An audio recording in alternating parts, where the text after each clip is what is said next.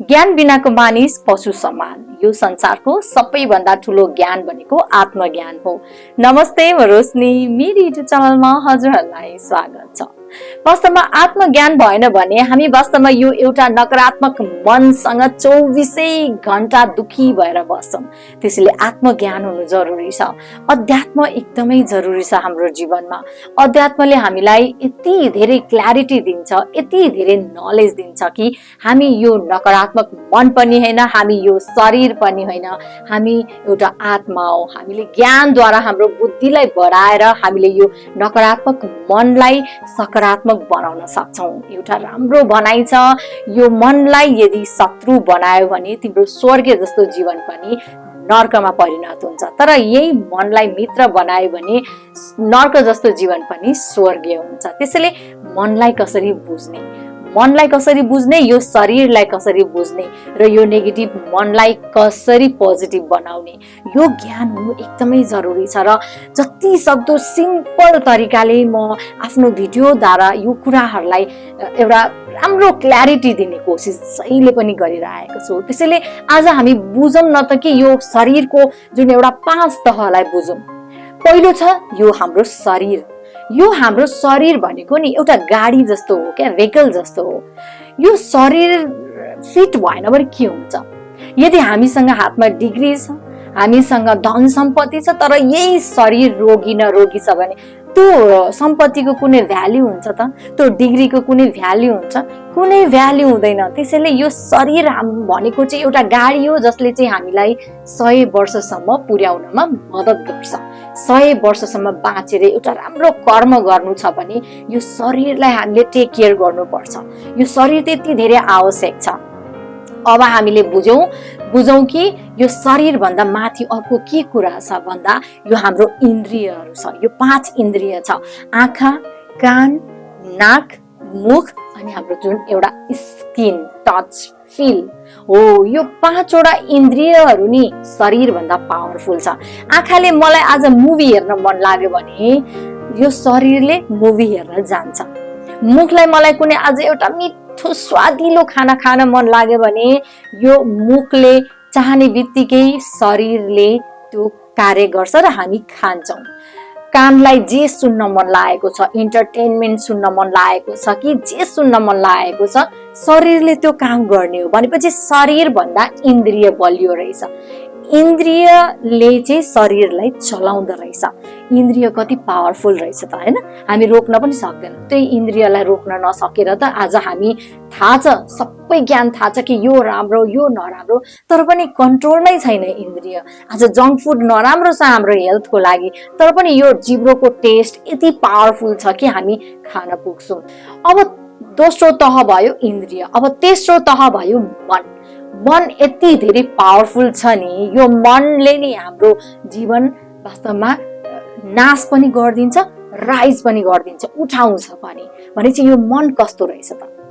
इन्द्रियले त आँखाले हेर्ने साथ आँखाले हेर्छु भनेपछि हेर्नु पर्यो, तर मन त यति फास्ट हुन्छ कि मलाई यो मुभी हेर्नु मन लाग्यो, म अघि सोचेर मुभी हेरिसकेको हुन्छु। भनेपछि मन कति पावरफुल रहेछ।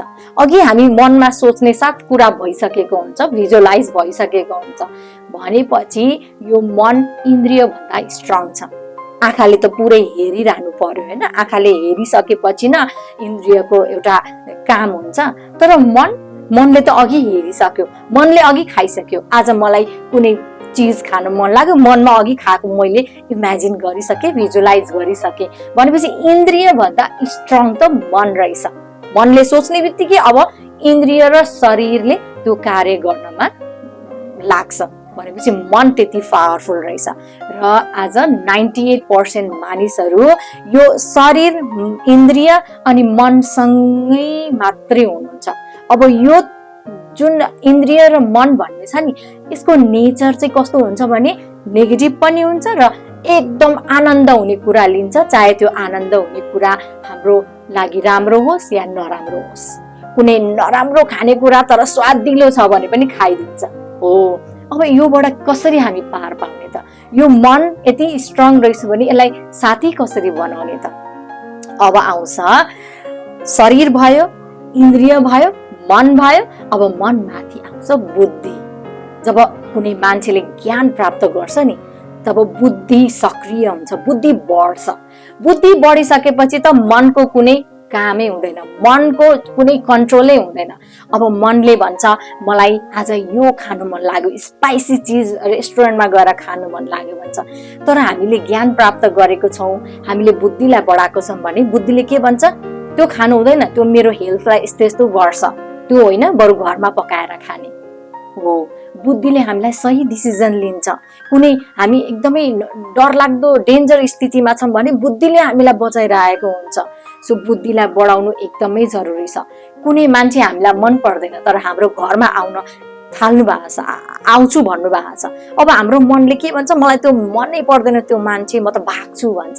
तर बुद्धिले के भन्छ, मलाई मन पर्दैन तर त्यो मान्छे मेरो अतिथि भएर आउन लाग्नु भएको छ, सो अतिथि देवो भव।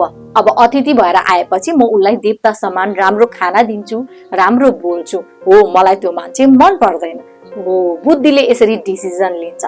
बुद्धिले सही डिसिजन लिन्छ, मनले मन लागेको डिसिजन लिन्छ। मलाई मन पर्छ भने ओके, मलाई मन पर्दैन भने होइन। र मन र इन्द्रिय आनन्दमा फोकस हुन्छ। बुद्धि भनेको मेरो लागि जुन राम्रो हुन्छ त्यसमा फोकस हुन्छ। त्यसैले बुद्धिलाई बढाउनु एकदमै जरुरी छ। र बुद्धि जब हामीले बढाउँछौँ नि आत्मज्ञानद्वारा, तब मनको कुनै कन्ट्रोल हुँदैन र मनले इन्द्रियसँग मिल्न नगएर बुद्धिसँग मिल्न जान्छ र मन र बुद्धि मिलेर हामीलाई अगाडि बढाउँछ, माथि उठाउँछ। अब पाँचौं तहमा बुद्धिदेखि माथि छ हाम्रो आत्मा। आत्मा भनेको कस्तो हुन्छ भने एउटा ट्याक्सीमा प्यासेन्जर बस्नु भयो र ड्राइभरले जहाँ प्यासेन्जरलाई लान्छ नि आत्मा त्यहीँ जाने हो। आत्माको पावर भनेकै बुद्धिमा हुन्छ, होइन? बुद्धिले एउटा राम्रो डिसिजन लियो भने त्यो आत्मा त्यही बन्छ। एउटा बुद्धिले नराम्रो बुद्धि नै छैन, मनले डिसिजन भयो भने त्यो आत्मा जहाँ पनि जान सक्छ। यो शरीरको पाँचवटा जुन एउटा शरीरको पावरफुल कुराहरूलाई हामीले बुझ्न सक्यौँ भने नि हामी कहिले पनि हामी मनसँग जाँदैनौँ, हामी बुद्धि बढाउनेतिर लाग्छौँ। त्यसैले आत्मज्ञान एकदमै जरुरी छ। बुक्स, सेल्फ हेल्प बुक्स एकदमै जरुरी छ। जबसम्म मैले यो नलेज मेरो लाइफमा पाएको थिइनँ तबसम्म मेरो लाइफ मेस थियो। तर जब मैले पाएँ नि यो नलेज, तब मेरो बुद्धिले काम गर्छ, मलाई काममा अगाडि बढाउँछ, मेरो हेल्थमा राम्रो अगाडि बढाउँछ। सो यो शरीरको 5 तहलाई बुझ्नु एकदमै जरुरी छ। हाम्रो जीवनमा आत्मज्ञान एकदमै जरुरी छ। यदि हामी खुसी हुने भने, खुसी फैलाउने हो भने। हजुरहरूलाई यो भिडियो कस्तो लाग्यो प्लिज कमेन्ट बक्समा लेखिदिनुहोस्। अनि नयाँ हुनुहुन्छ भने प्लिज लाइक, सेयर अनि सब्सक्राइब गरिदिनुहोस्। घन्टीको आइकनमा क्लिक गरिदिनुहोस् ताकि मेरो भिडियो अपलोड हुने बित्तिकै हजुरहरूकोमा नोटिफिकेसन आओस्। अलरेडी सब्सक्राइब गरिसक्नु भएको छ भने थ्याङ्क यू सो मच। यसरी नै माया गरिदिनुहोस्, सपोर्ट गरिदिनुहोस्।